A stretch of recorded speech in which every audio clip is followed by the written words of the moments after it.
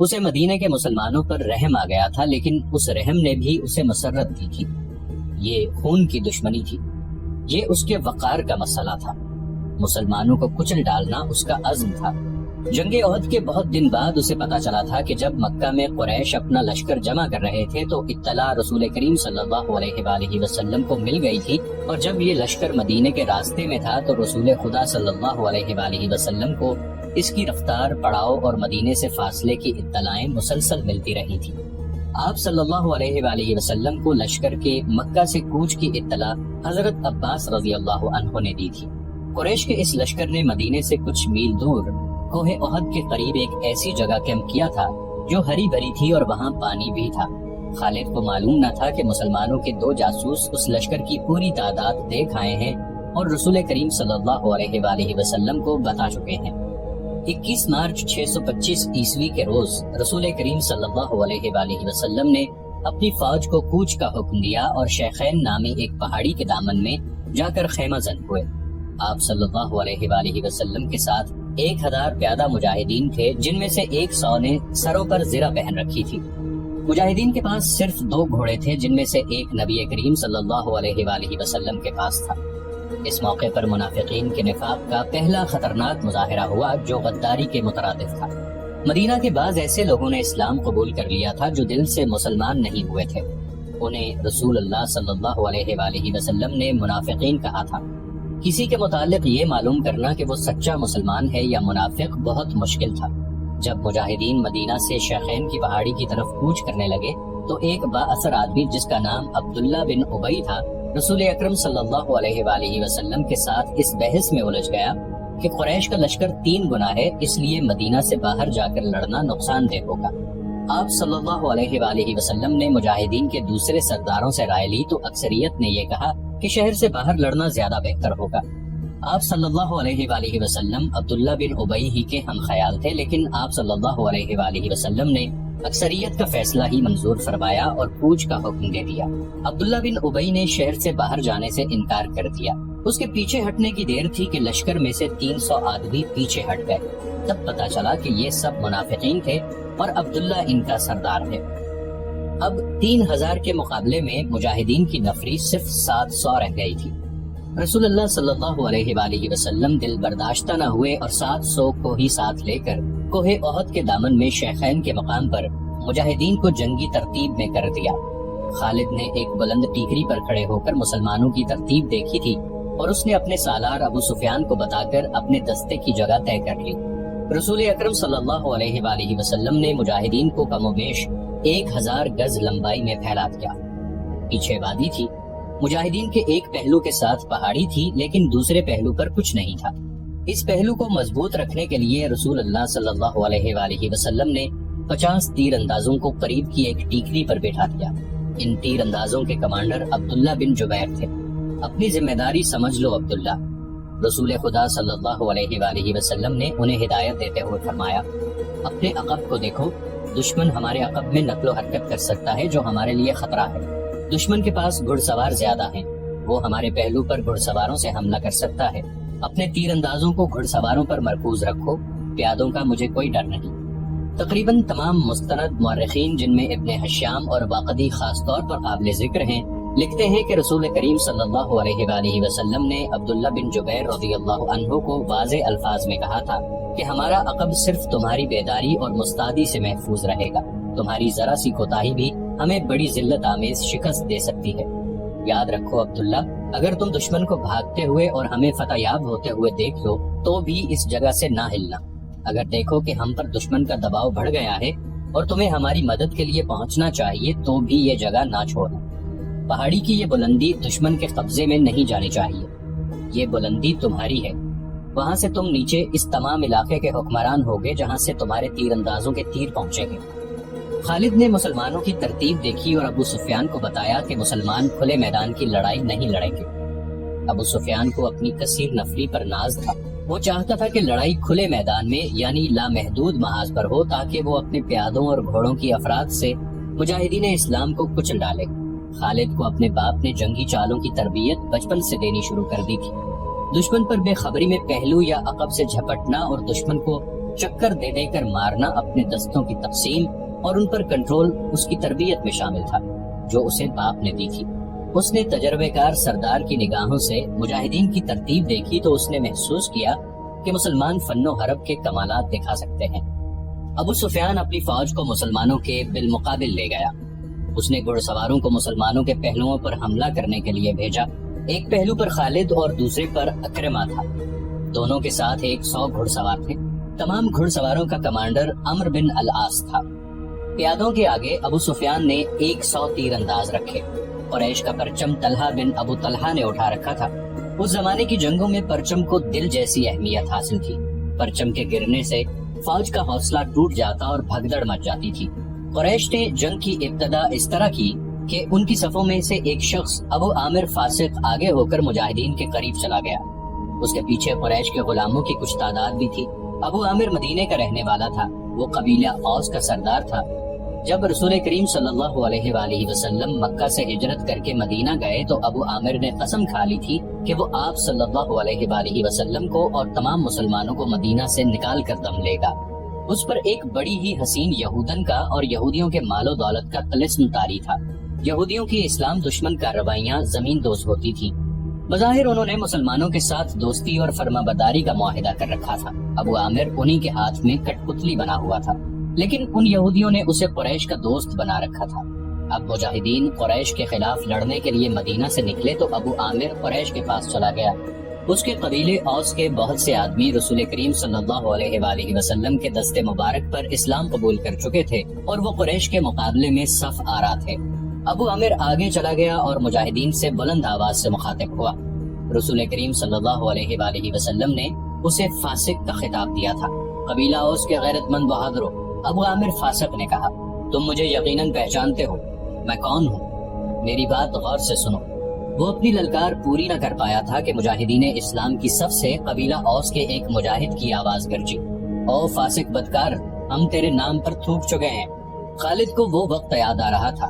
مجاہدین اسلام کی صف سے ابو عامر اور اس کے ساتھ گئے ہوئے غلاموں پر پتھروں کی بوچھاڑ شروع ہو گئی۔ مورخ لکھتے ہیں کہ پتھر برسانے والے قبیلہ اوس کے مجاہدین تھے۔ ابو عامر اور غلام جو مجاہدین کے پتھروں کی زد میں تھے، ایک ایک دو دو پتھر کھا کر پیچھے بھاگ آئے۔ یہودی مدینے میں بیٹھے لڑائی کی خبروں کا انتظار کر رہے تھے۔ جس یہودن کے طلسم میں ابو عامر گرفتار تھا، وہ اپنی کامیابی کی خبر سننے کے لیے بے تاب تھی۔ اسے ابھی معلوم نہ تھا کہ اس کے حسن و جوانی کے طلسم کو مسلمانوں نے سنسار کر دیا ہے۔ ابو عامر فاسق کے اس واقعے سے پہلے وہ عورتیں جو قریش کے لشکر کے ساتھ گئی تھیں، لشکر کے درمیان کھڑی ہو کر سریلی آوازوں میں ایسے گیت گا رہی تھیں جن میں بدر میں مارے جانے والے قریش کا ذکر ایسے الفاظ میں، ایسی طرز میں کیا گیا تھا کہ سننے والوں کا خون کھولتا اور رونگٹے کھڑے ہو جاتے تھے۔ ان عورتوں میں سے ایک دو نے جوشیلی تقریر کی صورت میں بھی قریش کے خون کو گرمایا تھا۔ عورتوں کو پیچھے چلے جانے کا حکم ملا تو ابو سفیان کی بیوی ہند نے ایک گھوڑے پر سوار ہو کر ایک گیت گانا شروع کر دیا۔ اس کی آواز بلند تھی اور اس میں سوز بھی تھا۔ تاریخ لکھنے والوں نے اس گیت کے پورے اشعار قلم بند نہیں کیے۔ انہوں نے لکھا ہے کہ یہ گیت فحش تھا جس میں مرد و عورت کے درپردہ تعلقات کا ذکر تھا۔ اشعار جو تاریخ میں آئے ہیں وہ اس طرح ہیں۔ ان میں جس عبدالدار کا نام آتا ہے یہ بنو عبدالدار ہے۔ بنو امیہ اسی کی ایک شاخ تھی۔ بنو عبدالدار قریش کا بہت اونچا خاندان تھا۔ عبدالدار کے سپوتوں، ہمارے گھرانوں کے پاسبانوں، ہم رات کی بیٹیاں ہیں، ہم تکیوں کے درمیان حرکت کرتی ہیں، اس حرکت میں لطف اور لذت ہوتی ہے۔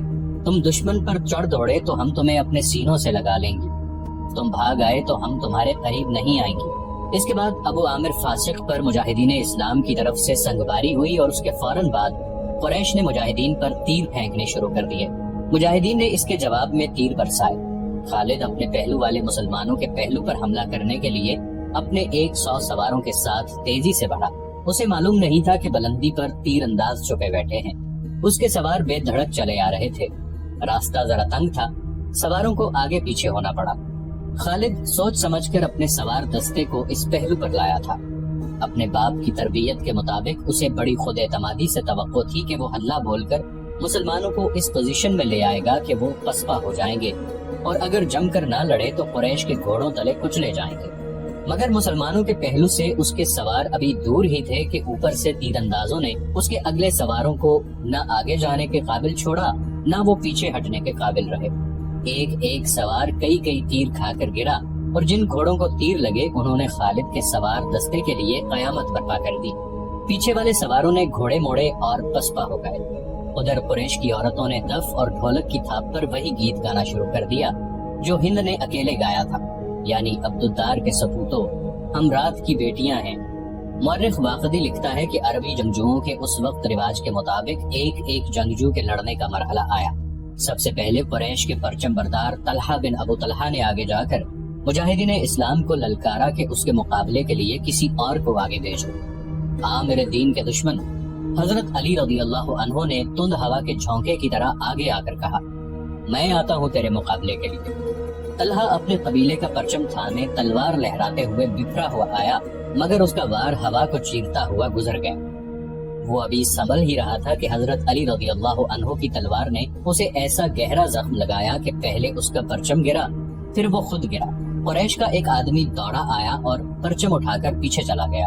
علی رضی اللہ عنہ اسے بھی گرا سکتے تھے، مگر انفرادی مقابلوں میں یہ روا نہ تھا۔ طلحہ کو اٹھا کر پیچھے لے آئے۔ اس کے خاندان کا ایک اور آدمی آگے بڑھا۔ میں انتقام لینے کا پابند ہوں، وہ للکار کر آگے گیا۔ علی، میری تلوار کی کاٹ دیکھ۔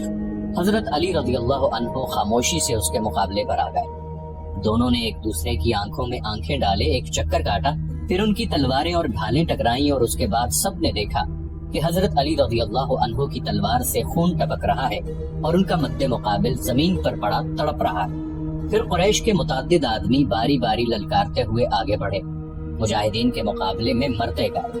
قریش کا سالار اعلیٰ ابو سفیان اپنے آدمیوں کو گرتا دیکھ کر غصے سے بے قابو ہو گیا۔ جنگی دستور کے مطابق اسے انفرادی مقابلے کے لیے نہیں اترنا چاہیے تھا، کیونکہ وہ سالار تھا۔ اس کے مارے جانے سے اس کی فوج میں ابتری پھیل سکتی تھی، لیکن وہ اپنے آپ پر قابو نہ رکھ سکا۔ وہ گھوڑے پر سوار تھا۔ اس نے گھوڑے کو ایڑ لگائی اور للکارتا ہوا آگے چلا گیا۔ اس کی بیوی ہند نے اسے جاتے دیکھا تو اپنے اونٹ پر سوار ہو کر آگے چلی گئی اور بڑی بلند آواز سے وہی گیت گانے لگی جس کے اشعار یہ بھی تھے کہ تم بھاگ آئے تو ہم تمہیں اپنے قریب نہیں آنے دیں گی۔ ابو سفیان گھوڑے پر سوار تھا، لیکن اس کے مقابلے کے لیے جو مسلمان آگے آیا وہ پیادہ تھا۔ تاریخ اسے حنظلہ بن ابو عامر رضی اللہ عنہ کے نام سے یاد کرتی ہے۔ ابو سفیان کے ہاتھ میں لمبی برچھی تھی۔ کسی کو بھی توقع نہیں تھی کہ تلوار والا پیادہ برچھی والے گھڑ سوار سے زندہ بچ جائے گا۔ ابو سفیان کا گھوڑا حنظلہ رضی اللہ عنہ پر سرپٹ دوڑا آیا۔ ابو سفیان نے برچی تول کر پھر تاک کر ماری، لیکن حنظلہ رضی اللہ عنہ پھرتی سے ایک طرف ہو گئے۔ اس طرح 3 مرتبہ ہوا۔ تیسری مرتبہ ابو سفیان کا گھوڑا نکل گیا تو حنظلہ رضی اللہ عنہ نے اس کے پیچھے دوڑ لگائی۔ گھوڑا رک کر پیچھے کو مڑا تو حنظلہ رضی اللہ عنہ اس تک پہنچ چکے تھے۔ ابو سفیان اسے دیکھ نہ سکا۔ حنظلہ رضی اللہ عنہ نے گھوڑے کی اگلی ٹانگوں پر ایسا زوردار وار کیا کہ گھوڑا گر پڑا۔ ابو سفیان دوسری طرف گرا۔ حنظلہ رضی اللہ عنہ اس پر حملہ کرنے کو آگے بڑھے تو ابو سفیان گرے ہوئے گھوڑے کے ارد گرد دوڑ دوڑ کر اپنے آپ کو بچانے لگا، اور اس کے ساتھ ہی اس نے قریش کو مدد کے لیے پکارا۔ قریش کا ایک پیادہ دوڑا آیا۔ مسلمان اس غلط فہمی میں رہے کہ یہ آدمی ابو سفیان کو اپنے ساتھ لے جائے گا، لیکن اس نے بے اصولی کا مظاہرہ کیا۔ پیچھے سے حنظلہ رضی اللہ عنہ پر وار کر کے انہیں شہید کر دیا۔ ابو سفیان اپنی صفوں میں بھاگ گیا۔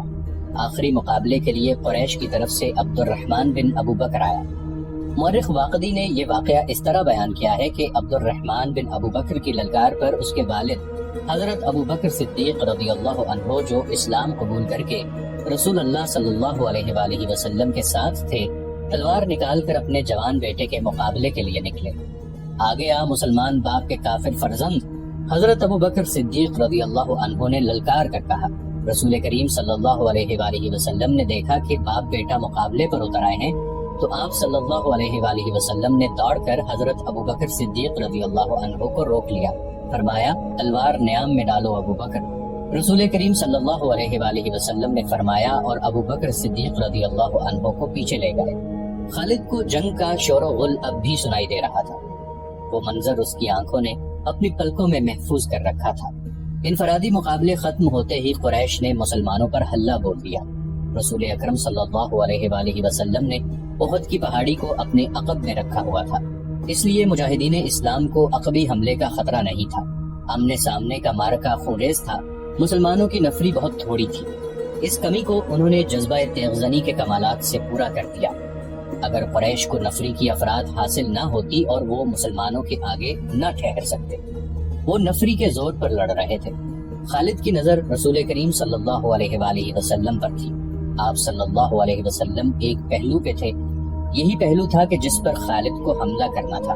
اب کی بار اس نے اپنے سواروں کو یہ حکم دیا کہ وہ گھوڑوں کو سرپٹ دوڑاتے تنگ راستے سے آگے نکل جائیں اور مسلمانوں کے پہلو پر حملہ بولیں، مگر عبداللہ بن جبیر رضی اللہ عنہ کے 50 تیر اندازوں نے سواروں کو اس طرح پسپا کر دیا کہ وہ چند گھوڑے اور زخمیوں سے کراہتے ہوئے گھڑ سواروں کو پیچھے چھوڑ گئے۔